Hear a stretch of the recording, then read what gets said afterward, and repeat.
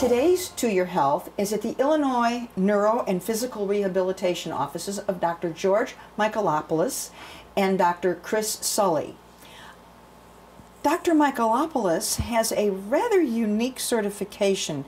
You are a certified chiropractic neurologist? Yes. A lot of words, but what is that, and what do you do?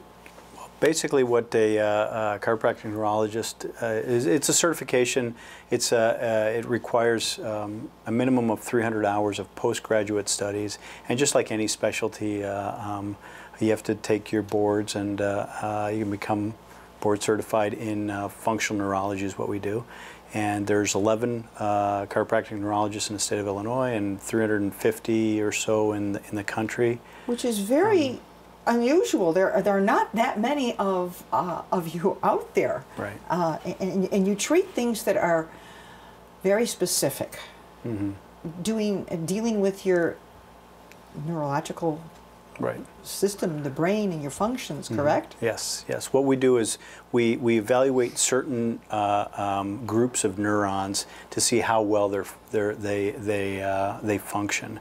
And if these neurons are not functioning well, they get tired, they'll fatigue quickly, people start getting symptoms. And it's really, for lack of a more in-depth or detailed explanation, that's what we do. And there's millions of neurons in the brain, and we try and figure out what part of the brain is not functioning well. Once we determine that, then we work on building that neuronal pool up to get patients to get better. But brain function, we talk about brain function. So many diseases that we see are brain function disorders. As we were talking with Dr. Ivarone at our last meeting, was with regards to children and attention deficits disorders. Right. These are brain functions, and that's primarily what you deal with as a chiropractic neurologist. Yes, we deal with this every single day. Well, one of the things that I know you deal with here is Parkinson's disease.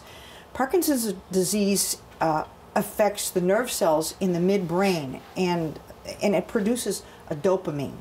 And symptoms are, we see symptoms. It's a tremor, it's a muscle rigidity, a tremor, the Parkinson's gape.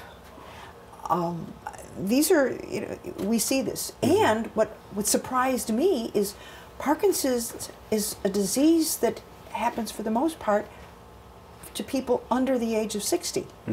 Now that is something that you treat. Yes.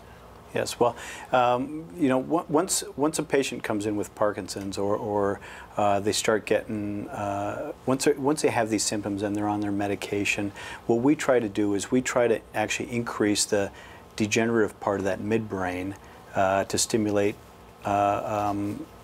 dopamine production, hopefully. Because that's what the Parkinson's, it kills the ability of dopamine to be produced, correct? Right. You decrease, the dopamine gets decreased through the neuronal pools in the midbrain, and through neurodegeneration. And what we do through certain treatments, we try to increase the stimulation of dopamine, so we can stop these the symptoms that these, not stop, but at least improve the symptoms that these Parkinson's patients have. Well, there is no cure for Parkinson's. We know that. Right. And it does get progressively worse. But you mentioned medication, and there are medications to treat Parkinson's, and people should be considering their medications for that and not eliminate them. But when the medications don't work as well as they did in the beginning, that's when they really, well, actually they should really look at alternative options at the onset. But if medications aren't working, start looking at alternatives, such as a chiropractic treatment of that. Right. Right. Because you can't hurt that. You just can't hurt yourself. You're adding, you're enhancing what your medications can do. Well, I don't think what we do is we try to actually get the body to produce its own dopamine. Okay, so patients that are actually taking medication are synthetically taking in synthetic medication. What we're trying to do is we're trying to enhance their own natural ability to produce their own neurotransmitters to try and help with their symptomatology. And I know that Dr. Sahli has a lot of experience also with signs and symptoms of Parkinson's even before they start getting the major Parkinsonian gait or the tremors or the rigidity. How would you know that, though? I mean, what do you look for? I was just very surprised that it's most frequently diagnosed under the age of 60. Mm-hmm. But you always look at the person with the gait. You kind of look at that Parkinson's gait and you see that. Yes. Or the rigidity of muscles. Right. Yeah, by that time you already know. Anybody can pick a Parkinson's patient out. But there's certain subtle signs and symptoms that you know, may be an even earlier indicator of somebody that might have Parkinson's that doesn't have that gait or doesn't have the tremors or doesn't have that rigidity. And again, like I said, Dr. Sahli has had experience you know, picking those out because he's been down at the Carrick Institute down in Atlanta for a few years, and he's seen some pretty remarkable things. Well, and I don't know, maybe I'm wrong, but I always thought the sooner you can diagnose something or find out what the problem is, the sooner you can treat it. Right, absolutely. And progression of that can be slowed down. Is that correct? Yeah, yeah, and you know, it's like any other disease process. You know, the sooner you find it, the more likely it is that you can slow the progression down, specifically with the functional neurology. And what's really fascinating is you look at some of the research, and a lot of the research right now is suggesting that you can determine within 10 to 15 years before someone starts getting that steppage gait, that really Parkinsonian gait. And the two biggest factors are they'll lose their sense of smell and they'll wind up being constipated. When you see both of those together, it's you know, you can't ever say that anything's 100%, no. But chances are really likely that you'll end up developing a Parkinsonian type syndrome within the next 15 years. But the sense of smell. Yes. I totally never would have thought smell had anything to do with Parkinson's. Right. But that's something you, okay, so somebody would... Yeah, so for us, what we say, and it's just as a general rule of thumb, the very best thing that you can do is we recommend that you get a neurological exam once a year. You know, even if you just have the exam, then you can determine whether or not you're slipping into one of these degenerative processes. So, you know, you start, you know, we talk about Alzheimer's often. You know, Alzheimer's doesn't start with a full-blown, I can't remember these things in the last 15 minutes. I can't remember things. Well, that's pretty normal. I can't find my keys. That's a real common thing. But, you know. But here's the thing, though. Once you start putting that together and you start saying, well, you know, I don't remember where I parked my car. I don't remember where I put my keys. Or you walk into a room and you forget, why is it that I came in here? I came in here for something. As you start to piece those things together and it starts happening a little bit more frequently, you already know that the degenerative processes began. So that, in conjunction with being able to have some hard data, like we do here, we'll do the neurological exam. We have what we call dynamic posturography, which is really just seeing where your center of pressure is in space. And then we do what's called the video nystagmography, which is really just a real expensive term for... I was going to say a lot of words. Okay, right, what does it do? But what it is it's a pair of goggles that you put on, and it has camera lenses that record your eye movements. And a lot of times, through the research, you can find that certain disease processes will have certain degeneration in eye movements. So we use that almost paramount with the exam to determine exactly what areas of the brain are not functioning properly and exactly what we can do to go ahead and bring those areas back to function. Well, the last time we were here, we kind of touched on some of those. There were goggles, and I saw the goggles on the table, and I asked the question. We talked about the Wii game. Well, it really isn't a game. We talked about a metronome. We talked about simple, common little things, and you use those as tools to determine functionality of the brain. Yeah, Absolutely. absolutely. Yeah, and so we can figure out what part of the brain is actually not functioning at its peak optimally just by watching eye movements. Okay, so if we know that the patient can't hold gaze in one area, if they're looking over here and their eyes just keep coming off the target, we videotape these and we'll show the patient, say, hey, look, can you see how your eyes just keep moving? And you're supposed to be able to sit there and look at something with your eyes not moving. Well, we have patients that can't do it for 2 seconds. And we have other patients that can't follow a target, and they're way off the target. And what ends up happening is this gives us an indication of what part of the brain is not functioning properly. And so what we're going to do is we're going to really hone in on that part of the brain and increase the functionality by doing very specific. Everyone's unique. So we're going to do very specific, say, eye exercises or environmental stimulation like music. We'll have them listen to music in one ear, or we'll have them do some simple arm movements with one hand to stimulate their cerebellum, which will fire into one part of the midbrain, which could stimulate Midbrain dopamine, is the dopamine, which could stimulate the other part of the cortex. So what we try to do is, in the beginning when I told you that functional neurology is, we evaluate certain groups of neurons to see how they're firing, this is how we figure it out. We figure it out because they fatigue real quick. And the other side may be fine, but one side of the brain may be a little bit off. So what we do is we try to enhance or elevate the functionality of the brain from one side to the other. So in elevating the functionality of the part of the brain, let's get back to the midbrain, which is the Parkinson's affected area of the brain. What would be something that you would do for a patient with maybe not the beginning stages, because very often people don't even know. Don't have a clue in the beginning stages.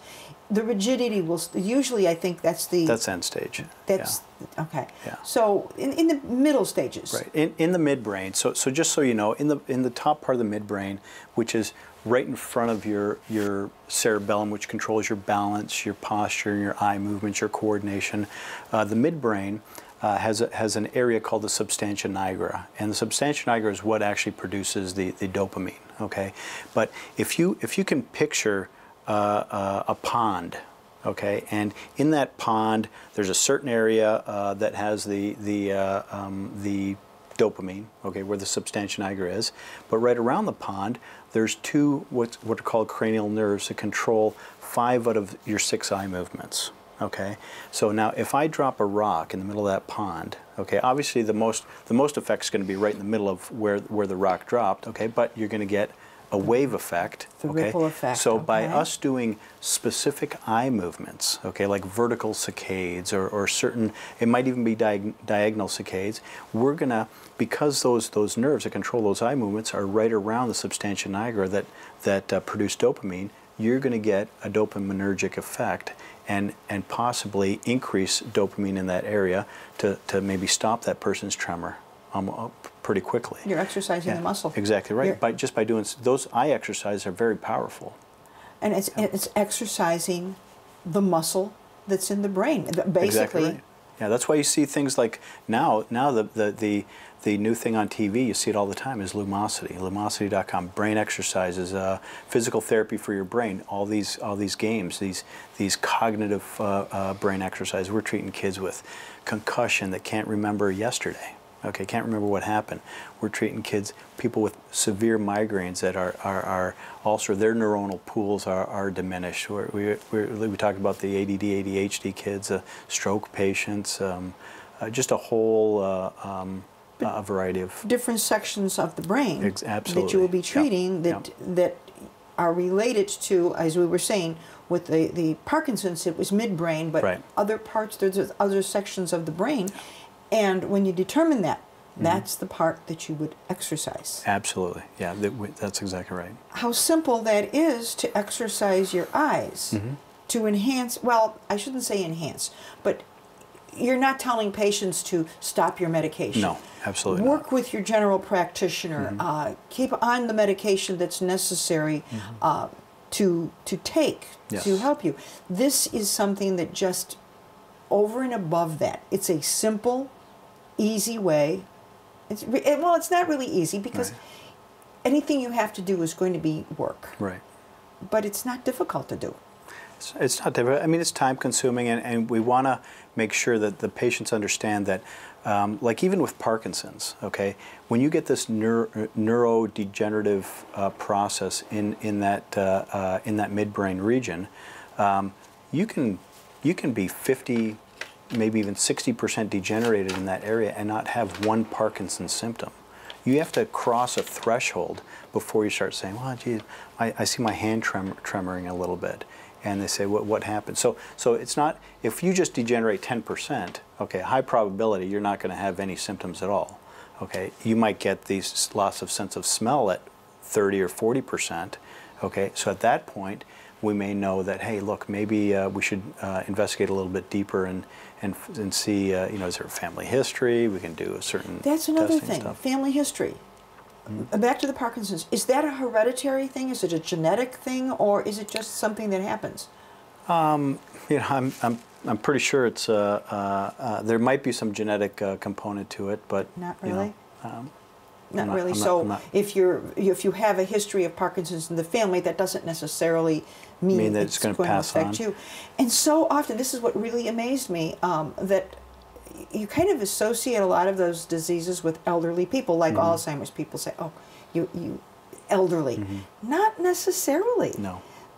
And maybe it's a strange way of saying it, but what portions of your brain become dysfunctional or die off, there's so many other sections of that brain that can take over for that. Right. People with Alzheimer's that we were talking about just a minute or two ago, they learn different things and excel in this and can't remember what they did over here. Because it's just like any, when you, if you work out your bicep muscle on the right, okay, there is a somatotopic map in your brain that has the bicep muscle, okay? So when you're working out just the right arm, that part of the brain is also strengthening, okay? So when you work out one part of your body, what you're doing is you're actually working out the map on the opposite side. That increases that area. So it's very, this is very powerful therapies. Yeah. And as I said, very simple. It's not going to hurt anything that you're currently doing for no matter what your disease is. And no matter what it is, even if it's just, as you said, for a physical, your annual neurological physical, Right. Is that what you said? Absolutely. Because as you get older, things change, and you sometimes don't notice them, don't see them, because you're learning new things all the time. Absolutely, and you know, to go back to the Parkinson's and other early stages of symptoms, one of the quickest ways that we can determine it is just by having you walk down the hallway, and then we just go ahead and ask you to think of doing a couple of things while you're walking down the hallway, and a person who has the probability of having a Parkinsonian type symptom will have hesitations in their steps. While they're thinking. While they're thinking of something. The process isn't continuing. Right, right. So, and then you look at Alzheimer's, right? A lot of the research suggests that there's a decrease in the integrity of what's called the frontal lobes. Okay, the frontal lobes would kind of give us our decision-making processes, critical thought, everything that really makes us human takes place in the frontal lobes.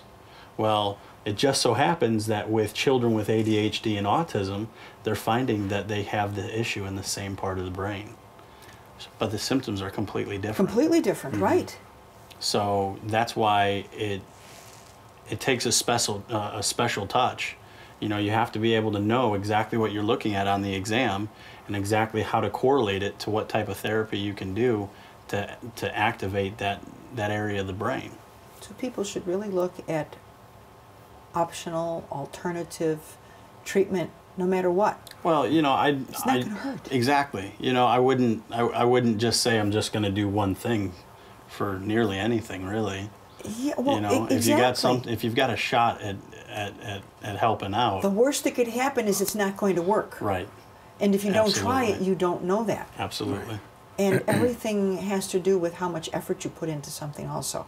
I would agree. So the earlier you, and you also indicated that the earlier you start treatment or working on healing or exercising the brain, the better.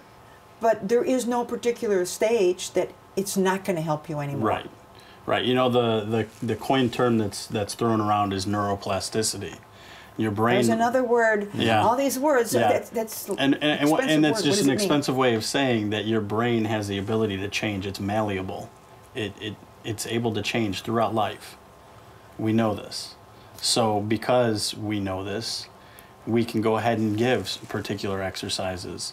And the thing that I like most about the type of therapies that we do is there's very little regressive steps that happen with it.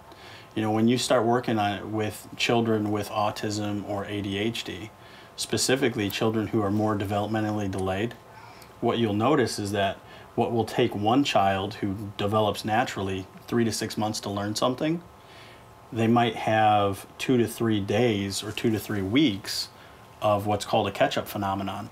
And it'll only take the kid who has a developmental delay who's getting these therapies 2 to 3 weeks to catch up to the kid that it was going to take normally 3 to 6 months. So there's always that possibility. Absolutely. And actually, what I said in the beginning, you should not surrender. Right. To no matter what your disease is, no matter Right. whether it's Parkinson's or autism, or don't surrender to it. Work with it. Yeah, recently we've had stroke patients come in, and we do a thing called mirror therapy, where we kind of trick the brain into thinking talked about that last week. Yeah, trick the brain into thinking that the other side is actually working. So it'll actually stimulate these neuronal pools on the contralateral side to get the arm to move, and where it was like up until the day before wasn't able to move or couldn't move it on their own. So that is very interesting to Yeah. me, because sometimes stroke patients say, well, I've had that inability to move my left side for 10 years. Yeah. It's never going to come back. The muscle is dead. But you're saying that you can actually work with somebody? Left side's a little bit harder. The right side's definitely a lot easier, but really, but why yeah. is that? Well, the reason is because your right cortex has a map of both sides of the body, okay, and the left cortex has a map only of the right side of the body. So if you have a stroke, if you can't move your left arm, the probability is probably that you had the stroke on the right side of your cortex. So you've kind of wiped out two areas, both the right and the left side of the brain, whereas the left side controls the right side of the brain. So it's a little bit harder to do the left side. Head injuries. Head injuries, yeah, we do Same concussions thing, right? all But the time. Yeah, the same absolutely. thing then with the head injury. Yeah. Because if the head injury is on the right side, A little bit harder to get. it's harder yeah. because the damage is on the left side. Right, but I mean, there's ways around it, though. I mean, we can. I know that Dr. Chris did a patient. Is still doing a patient right now with stroke, and I think she was on the left side or right side. No, she's it was left brain. Left brain. So she's right cortex. Yeah, it affects her Yeah. right side. Yeah. Okay, so But, yeah, and I wanted to revisit the conversation we were just having a couple moments ago about this mirror therapy. Another thing it works great for, and it's, I think it blows a lot of people's minds. the thought of it. Well, Yeah. well, the other thing is you get all these veterans who are coming back from Iraq and Afghanistan, and unfortunately, just because of the nature of war over there, you have these IEDs, and you're getting more veterans now with amputations than ever before, and with that comes phantom limb pain, and one of the most effective treatments for the phantom limb pain is mirror therapy. Really? Yes. Do you think there's any possibility? And there's another thing that we talked about last week was the metronome, and I think we Yeah. Yeah, absolutely. That's a very powerful tool for therapy. Really. Yeah. We don't have very much time. Okay. I'd like to see something. Can you use me as kind of, I would say, guinea pig? Yeah, I'm to sure we kind can. of use as an example? Yeah, absolutely. We got a few seconds to do Sure. that. Yeah, that'd be perfect. Very interesting, though. Yeah. So can we... When do we do the intro- metronome? You want to do the metronome? Fine, I have absolutely no rhythm whatsoever. That's all right. We'll get you some rhythm. Oh, boy. Yeah, that's Okay. perfect. All right, Perfect. let's Okay. go. All right. Okay, now, Dr. Ivarone, quickly, tell me. I know you put a headset on me.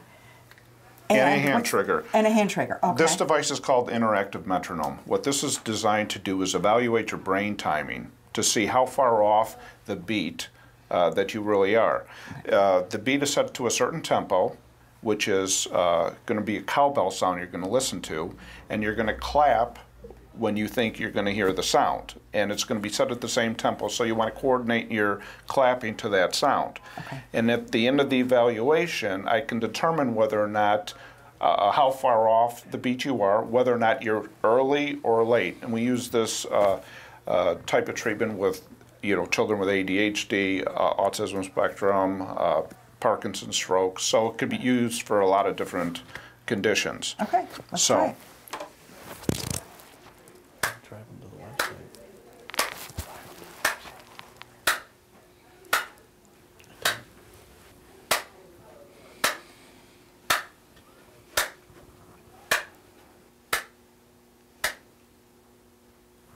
Okay. Okay. So it showed me that your average millisecond timing was 88 milliseconds, which is 88 one-thousandths of a second. Okay. You struck early 92% of the time, and you struck late 8% of the time. So that means that you were anticipatory of the sound. Okay. You were striking early 92% of the time. Anticipating the sound. Anticipating sounds, which means you could be a little bit hyperactive. Okay. That's obvious, yes. Okay. Now, for somebody 16 and older, the optimal millisecond timing is 22. 22 and under is superior. That's what we aim to achieve. Okay.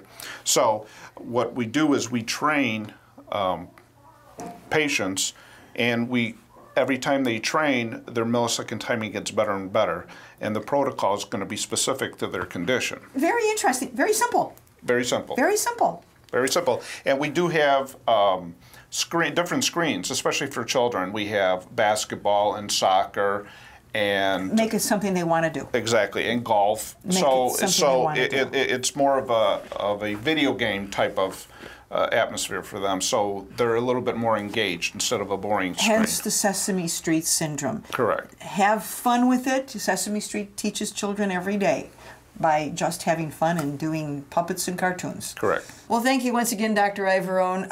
Very interesting, very interesting. Dr. Michalopoulos, this has just been a very interesting conversation today. Thank you. We work, just so you know too, all the therapies that we do are evidence-based too. So, and we work in conjunction with medical neurologists, neurosurgeons, family doctors, anyone who has patients that they send to us. We work very closely in conjunction with them. So at our functional neurology clinic here, and everything we do here is researched. It's evidence-based, and it's very powerful. And none of these things, though, and I think we've agreed, none of these treatments should replace your conventional medication and therapy regimen. But if you're looking for a different way to extend and work with your rehabilitation, please call Dr. Michalopoulos, Dr. Ivarone, or Dr. Sahli here at the Illinois Neuro and Physical Rehabilitation offices. The phone number is 630-766-1552. 630-766-1552, and our website is www.addisonwellness.com. It's all one word. Thank you for joining me. I'm Lucille Zucchero, and here's to your health.